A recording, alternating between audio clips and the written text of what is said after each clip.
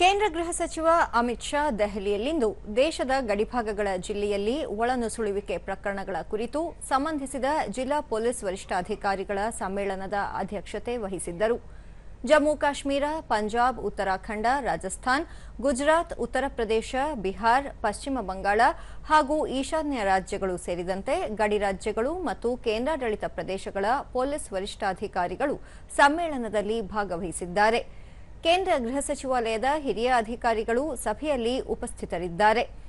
ದೇಶದ ಗಡಿ ಭದ್ರತಾ ವ್ಯವಸ್ಥೆಯನ್ನು ಇನ್ನಷ್ಟು ಬಲಪಡಿಸುವ ಉದ್ದೇಶದಿಂದ ಆಯೋಜಿಸಲಾದ ಈ ಸಮ್ಮೇಳನದಲ್ಲಿ ಗಡಿ ಪ್ರದೇಶಗಳಲ್ಲಿನ ಪ್ರಸ್ತುತ ಪರಿಸ್ಥಿತಿಯ ಸಮಗ್ರ ಪರಿಶೀಲನೆ ನಡೆಸಲಾಗುತ್ತಿದೆ. ಜಾರಿಗೊಳಿಸುವ ವ್ಯವಸ್ಥೆಯನ್ನು ಪರಿಣಾಮಕಾರಿಯಾಗಿಸಲು ಅಗತ್ಯ ಕ್ರಮಗಳ ಕುರಿತು ಚರ್ಚೆ ನಡೆಯುತ್ತಿದೆ. ಸಭೆಯಲ್ಲಿ ಪ್ರಮುಖವಾಗಿ ಒಳನುಸುಳುವಿಕೆ, ಅಕ್ರಮ ವಲಸೆ, ಭೌಗೋಳಿಕ ಬದಲಾವಣೆ, ಗಡಿ ಭದ್ರತೆ, ಡ್ರೋನ್ ಬೆದರಿಕೆ, ಮಾದಕ ವಸ್ತು ಸಾಗಾಣಿಕೆ ಸೇರಿದಂತೆ ವಿವಿಧ ವಿಷಯಗಳ ಕುರಿತು ಅಧಿಕಾರಿಗಳು ಚರ್ಚಿಸಲಿದ್ದಾರೆ ಎಂದು ತಿಳಿದುಬಂದಿದೆ.